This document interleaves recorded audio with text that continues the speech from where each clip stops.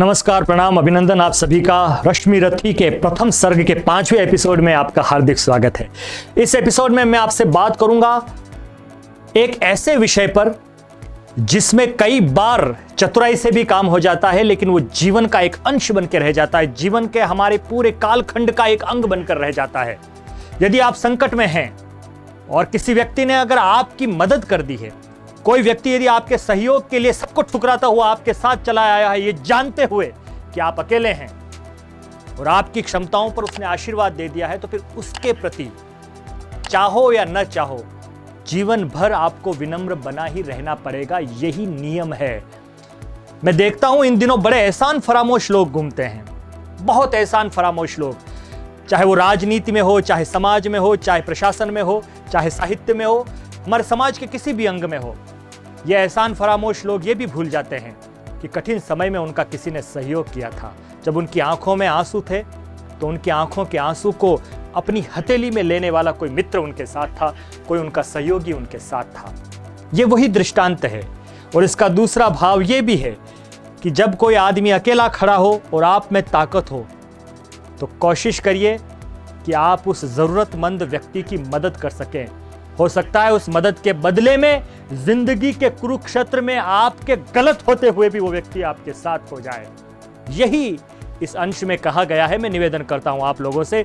दिनकर जी ने लिखा कि कर्ण चकित रह गया जब दुर्योधन ने उसे अंग देश का राजा बना दिया, तो कर्ण चकित रह गया सुयोधन की इस परम कृपा से, फूट पड़ा मारे कृतज्ञता के भर उसे भुजा से। दुर्योधन ने हृदय लगाकर कहा, बंधु हो शांत, मेरे इस क्षुद्रोपहार पर क्यों होता उद्भ्रांत।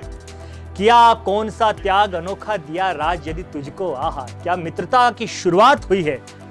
इसी मित्रता ने कुरुक्षेत्र का महान युद्ध लड़ा था।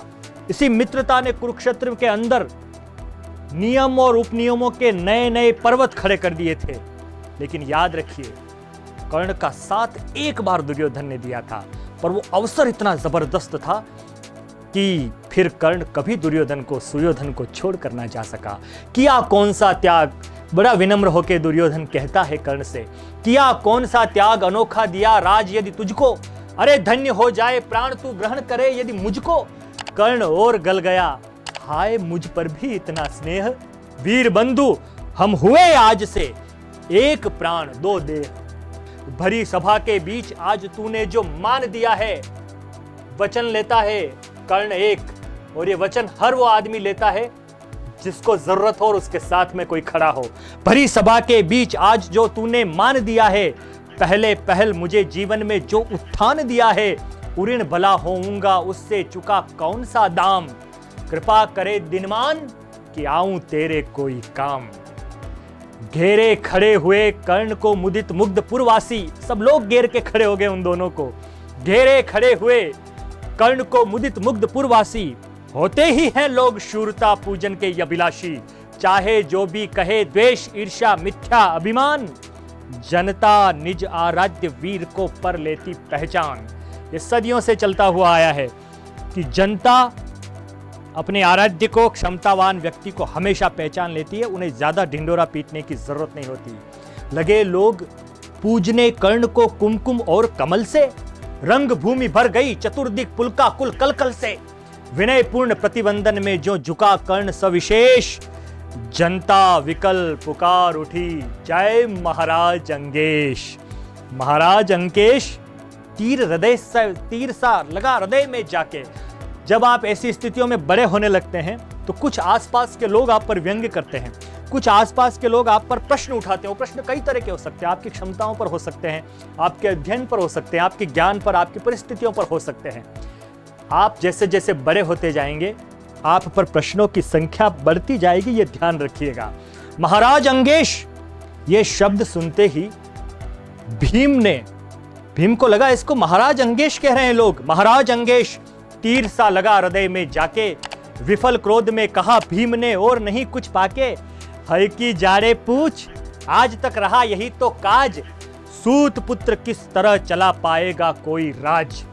दुर्योधन ने कहा, भीम झूठे बकबक करते हो, कहलाते धर्मज्ञ, द्वेष का विष मन में भरते हो। बड़े वंश से क्या होते हैं खोटे हो यदि काम, नर का गुण उज्जवल चरित्र है, नहीं वंश धन धाम। सचमुच ही तो कहा कर्ण ने। दुर्योधन ने कहा भीम से कि लोगों को दूसरों की बातें करना बड़ी आसान लगती है। हम कोई भी किसी भी आदमी के बारे में बात करनी हो, निंदा करनी हो तो चटकारे लगा के वो बात करेंगे, लेकिन जिस प्रकार हम अपना मस्तिष्क खुद नहीं देख सकते अपनी आंखों से, उसी प्रकार से हम अपने अंदर के दोष भी नहीं देख सकते। सचमुच ही तो कहा कर्ण ने। तुम ही कौन हो बोलो, जन्मे थे किस तरह, ज्ञात हो तो रहस्य ये खोलो।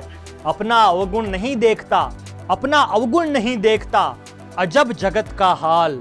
निज आंखों से नहीं सूझता, सच है अपना ढाल।